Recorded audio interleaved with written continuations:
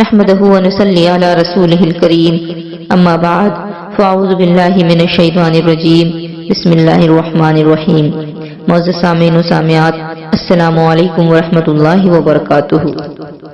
ماہ شعبان المعظم کی آمد ہے، جس کے بارے میں سرکار دو عالم صلی اللہ تعالی علیہ وسلم نے فرمایا کہ شعبان میرا مہینہ ہے، اس مہینے میں عبادت کرنے کا ثواب بے شمار بڑھا دیا جاتا ہے۔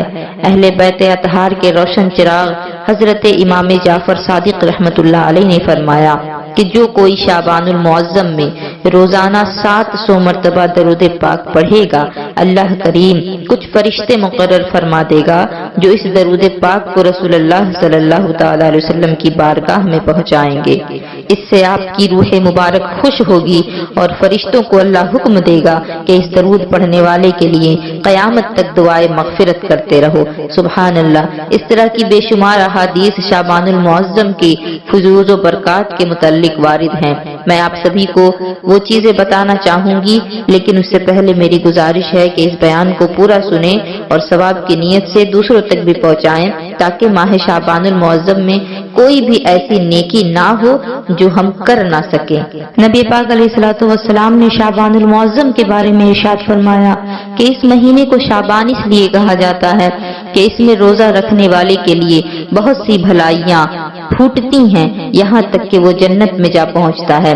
حضرت امام رافعی رحمۃ اللہ علیہ فرماتے ہیں کہ اس حدیث پاک کا مطلب یہ ہے کہ ماہ شعبان میں مسلمان ذکر و اذکار، نیکیوں اور قرآن پاک کی تلاوت کی طرف مائل ہو جاتے ہیں اور رمضان المبارک کے لیے تیاری کرتے ہیں، اور ماہ شعبان المعظم میں ہی رمضان المبارک کے روزوں کی فرضیت کا حکم بھی نازل ہوا۔ ماہ شعبان المعظم جو ہے وہ رمضان سے پہلے آتا ہے، لہٰذا جس طرح ماہ رمضان میں روزے اور تلاوت قرآن کا حکم ہے، اسی طرح ماہ شعبان میں بھی اس کی بڑی اہمیت ہے کہ روزے رکھے جائیں، تلاوت قرآن کی جائے، تاکہ استقبال رمضان کی تیاری ہو جائے اور نفس کو عبادات کی عادت ہو جائے۔ یعنی رمضان میں جس طریقے سے عبادتیں ہمارے لیے ضروری ہیں اور عبادتیں ہمارے نفس پر بوجھ نہ بنے، اسی لیے شعبان سے ہی عبادتوں کی تیاری کرنی چاہیے۔ ماہ شعبان میں ہی عبادت شروع کر دیں تاکہ رمضان کے لیے عبادت کرنا ہم پر مشکل نہ ہو۔ حضرت انس رضی اللہ تعالیٰ عنہ فرماتے ہیں کہ شعبان کا مہینہ آتا تو مسلمان قرآن کریم کی تلاوت میں مشغول ہو جاتے، اپنے مالوں کی زکوٰۃ ادا کر دیتے تاکہ کمزوروں اور مسکینوں کو بھی رمضان کے روزوں کی طاقت ملے۔ عظیم تابعی بزرگ حضرت سلمہ بن کہیل رحمۃ اللہ علیہ فرماتے ہیں کہ ماہ شعبان کو تلاوت قرآن کرنے والوں کا مہینہ کہا جاتا ہے۔ حضرت حبیب بن ابو ثابت شعبان کے آنے پر فرماتے کہ یہ قاریوں کا مہینہ ہے، اور حضرت عمرو بن قیس ماہ شعبان المعظم کی آمد پر اپنی دکان بند کر دیتے اور تلاوت قرآن کریم کے لیے فارغ ہو جاتے۔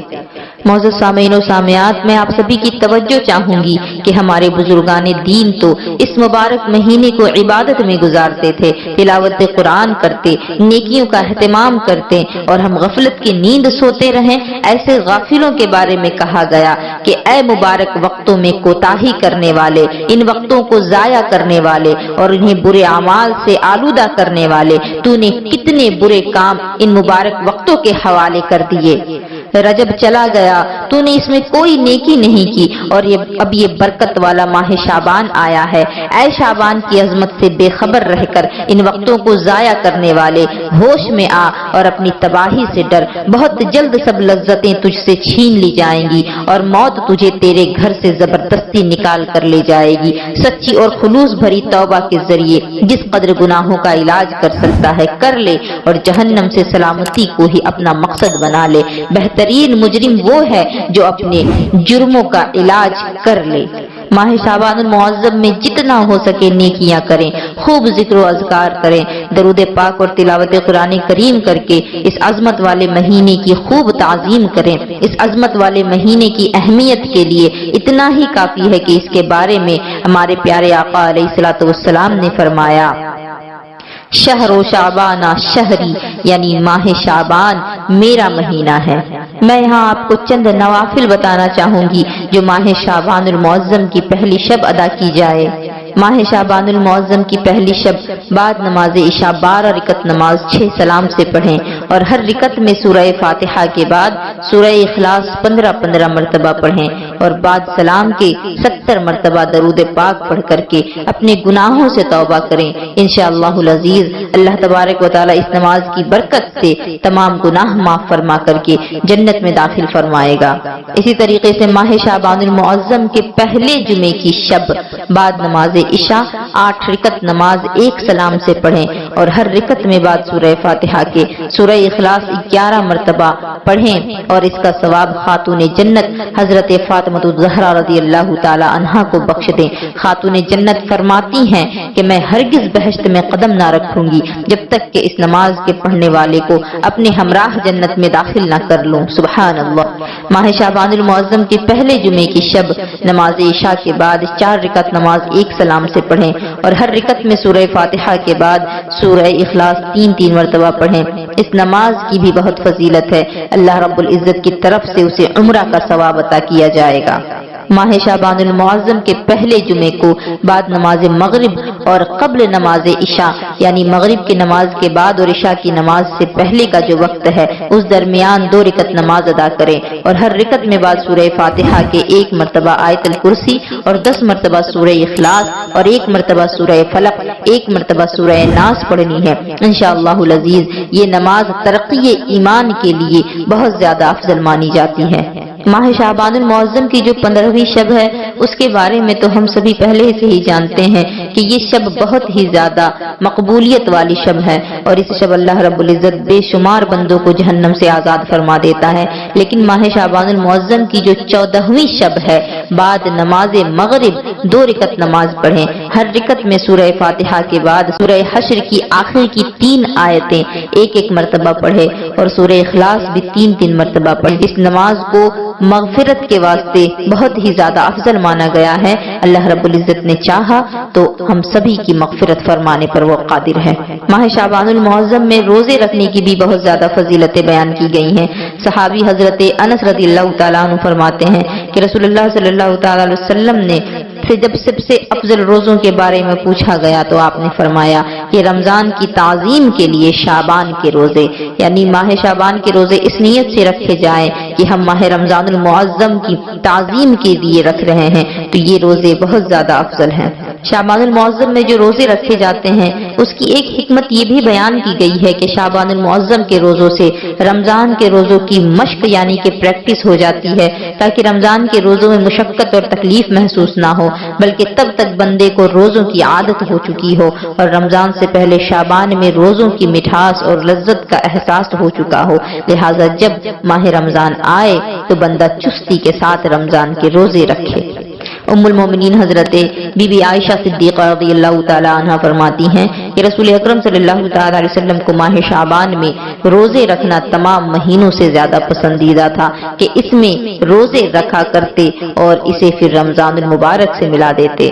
ام المومنین حضرت عائشہ صدیقہ ہی سے روایت ہے کہ رسول اللہ صلی اللہ تعالی علیہ وسلم پورے شعبان کے روزے رکھا کرتے تھے اور فرماتے کہ اپنی استطاعت کے مطابق عمل کرو کہ اللہ پاک اس وقت تک اپنا فضل نہیں روکتا جب تک تم اکتا نہ جاؤ۔ شارح بخاری حضرت علامہ مفتی محمد شریف الحق امجدی رحمۃ اللہ علیہ اس حدیث کے تحت لکھتے ہیں مراد یہ ہے کہ شعبان میں اکثر دنوں میں روزہ رکھتے تھے، اسے کل سے تعبیر کر دیا گیا ہے، جیسا کہ کہتے ہیں کہ فلاں نے پوری رات عبادت کی جبکہ اس نے رات میں کھانا بھی کھایا ہوگا اور ضروریات سے فارغ بھی ہوا ہوگا، یہاں تک کہ یہ جو اکثر اور کل کا جو لفظ کہا جاتا ہے اس کے بارے میں فرماتے ہیں کہ اس حدیث سے معلوم ہوا کہ شعبان میں جسے قوت ہو وہ زیادہ سے زیادہ روزے رکھے، البتہ جو کمزور ہو وہ روزہ نہ رکھے کیونکہ اس سے رمضان کے روزوں پر اثر پڑے گا، جیسا کہ کچھ احادیث میں ملتا ہے کہ 15ویں شعبان کے بعد سے روزہ نہ رکھا جائے تو یہ اس لیے ہے کہ اگر کوئی کمزور ہے اور وہ 15ویں شعبان کے بعد بھی لگاتار روزے رکھے گا تو کمزوری کی وجہ سے ماہ رمضان المبارک کے روزوں میں اس کو دقت آئے گی، اور جو لوگ صحت مند ہیں، تندرست ہیں، جو رکھنے کی استطاعت رکھتے ہیں تو ان کے لیے وہ جب تک چاہے روزے رکھ سکتے ہیں۔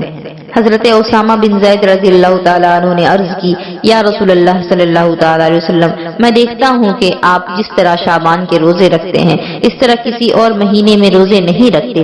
فرمایا، رجب اور رمضان کے بیچ یہ مہینہ ہے، لوگ اس سے غافل ہیں، اس میں لوگوں کے اعمال اللہ کی بارگاہ میں پیش کیے جاتے ہیں، اور مجھے یہ محبوب ہے کہ میرا عمل اس حالت میں اٹھایا جائے کہ میں روزے سے رہوں۔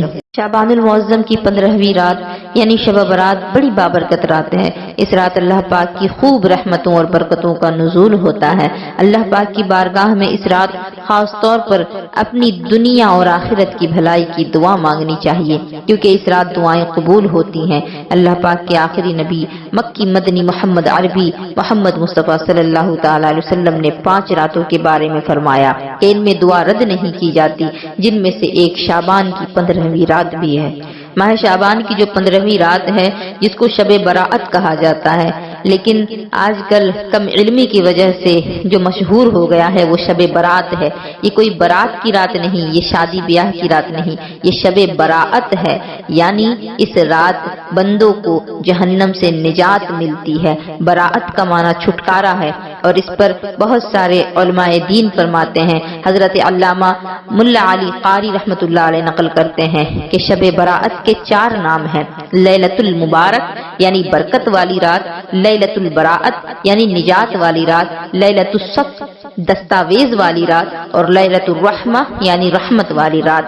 مزید فرماتے ہیں کہ اسے لیلۃ البراءت اور لیلۃ الصف نجات اور دستاویز والی رات اس لیے کہتے ہیں کہ جب تاجر مالک سے اس کا اناج وصول کر لیتا ہے تو اس کے لیے براءت نامہ یعنی چھٹکارا لکھ دیا جاتا ہے۔ اسی طرح اللہ پاک اس رات اپنے مومن بندوں کے لیے براءت نامہ لکھ دیتا ہے، یعنی جہنم سے نجات اور چھٹکارا لکھ دیتا ہے۔ حضرت علامہ سید محمد بن علوی مالکی رحمۃ اللہ علیہ نے مزید چند نام بھی ذکر کیے ہیں اور کہتے ہیں لیلۃ القسمہ، لیلۃ التکفیر یعنی یہ قسمت کی رات ہے کیونکہ اس رات گناہ مٹا دیے جاتے ہیں۔ لیلۃ الاجابہ، یہ رات دعا قبولیت کی رات ہے۔ لیلۃ الحیات، لیلۃ عید الملائکہ یعنی یہ رات زندگی کی رات ہے، یہ رات فرشتوں کی عید ہے۔ اس طرح سے اور بھی بہت سارے نام اس شب کو دیے گئے۔ غرض مقصد صرف اور صرف یہی ہے کہ یہ رات جو ہے یہ نجات کی رات ہے۔ ہمیں چاہیے کہ ہم اس رات اپنے رب کو ضرور راضی کر لیں، اور ساتھ ہی ساتھ ان تمام لوگوں کو بھی راضی کر لیں جو ہم سے ناراض ہیں، کیونکہ 1 سال کا جو ایک دفتر ہوتا ہے وہ بند کر دیا جاتا ہے ماہ شعبان المعظم کی 15ویں شب، اور پھر نیا دفتر ہمارے لیے کھلتا ہے۔ اس نئے دفتر میں پھر ہمارے سال بھر کے اعمال لکھے جاتے ہیں۔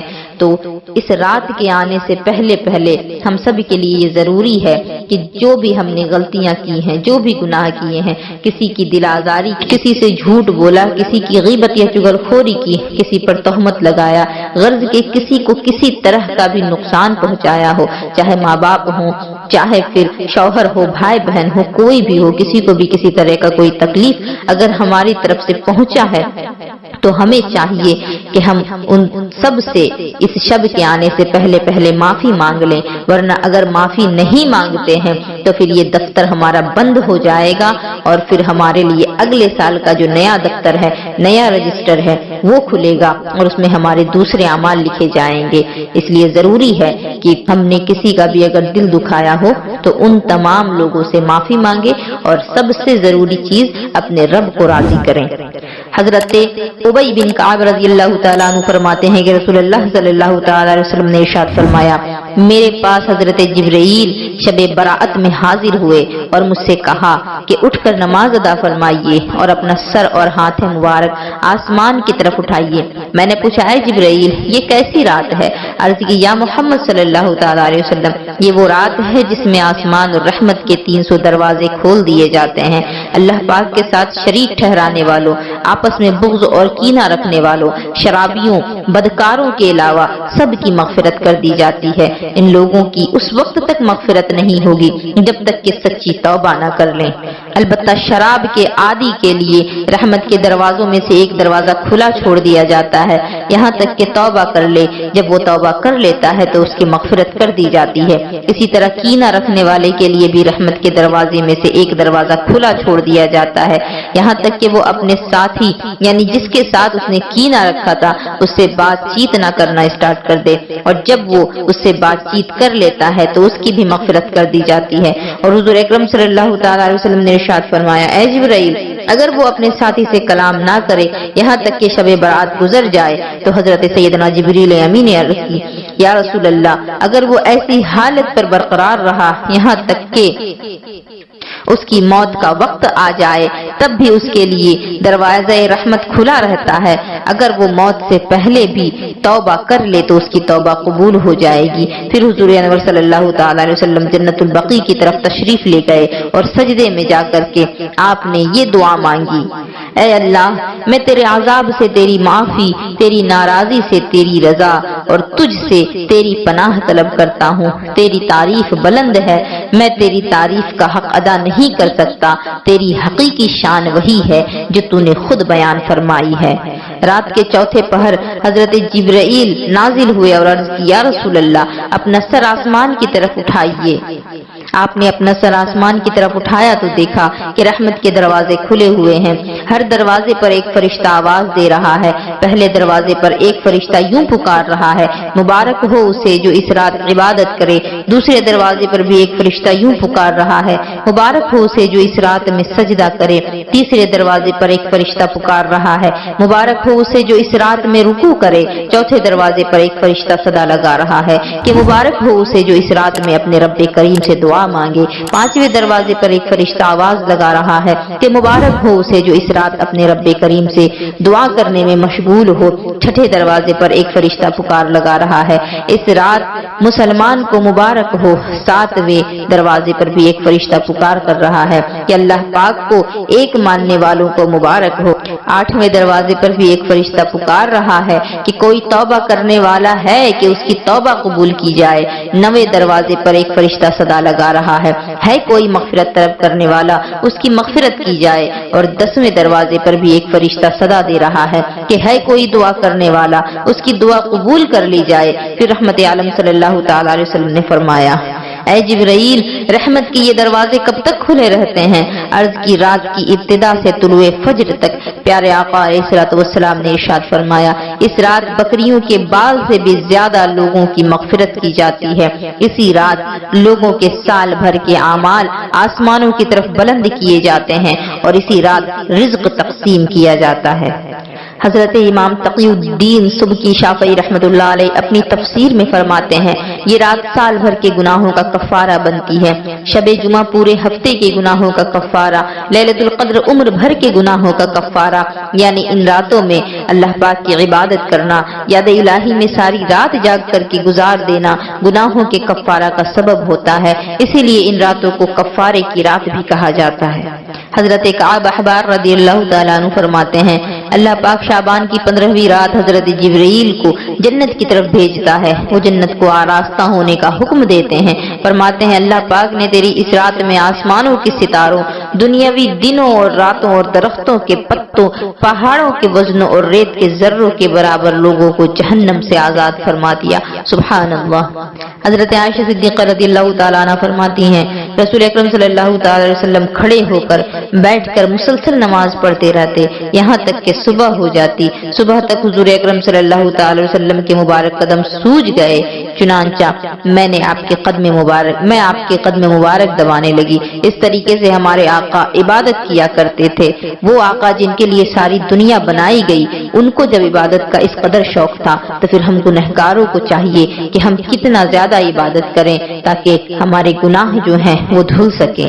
ہمارے آقا کو اپنی امت سے اس قدر پیار ہے کہ اپنی امت سے پیار کرنے والے پیارے آقا صلی اللہ تعالی علیہ وسلم شب برات میں قبرستان تشریف لے گئے اور وہاں جا کر اپنے رب سے اہل قبور کے لیے دعائیں مانگی، جیسا کہ حضرت سیدنا عائشہ صدیقہ رضی اللہ تعالی عنہ فرماتی ہیں، میں نے حضور اکرم صلی اللہ تعالی علیہ وسلم کو 15 شعبان کی رات جنت البقیع میں اس حال میں پایا کہ آپ مسلمان مردوں، عورتوں اور شہیدوں کے لیے دعائے مغفرت مانگ رہے ہیں۔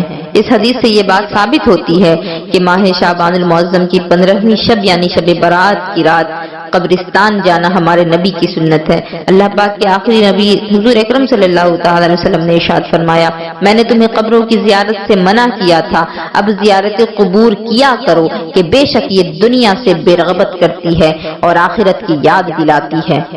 معلوم یہ ہوا کہ وقتاً فوقتاً لوگوں کو قبرستان جاتے رہنا چاہیے تاکہ قبروں کو دیکھ کر کے ہمارے دل میں آخرت کی فکر پیدا ہو سکے اور دنیا کی لذت ہمارے دل سے نکل سکے۔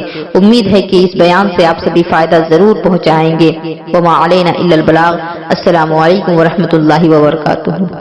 امید ہے کہ اس بیان سے آپ سبھی کو فائدہ ضرور پہنچے گا۔ وآخر دعوانا ان الحمدللہ رب العالمین وما علینا الا البلاغ۔ السلام علیکم ورحمۃ اللہ وبرکاتہ۔